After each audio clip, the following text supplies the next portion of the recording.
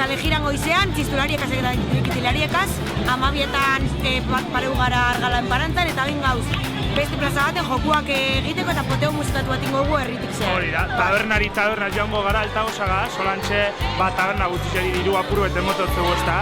Da hemetik hasi, da apurken herriantza joan, plaza aldera, eta gero hemetik herritik jaite gara.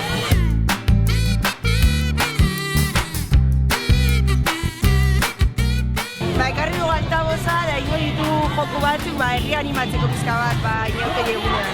Hemen arguian beti guztu bizileaku inauteizek, eta bi urte gara guzela eserrin barik, eta koronavirus edazala, pentsetan dugu herriz animetako alternatiba politia dela ezta.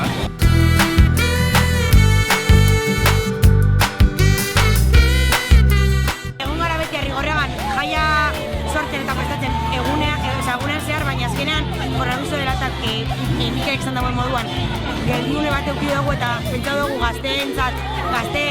gazteen taldea sortzeko eta joku bat sortzea eta orduan kalejiraren alternatiba bat izan da gaur joku bat prestatzea.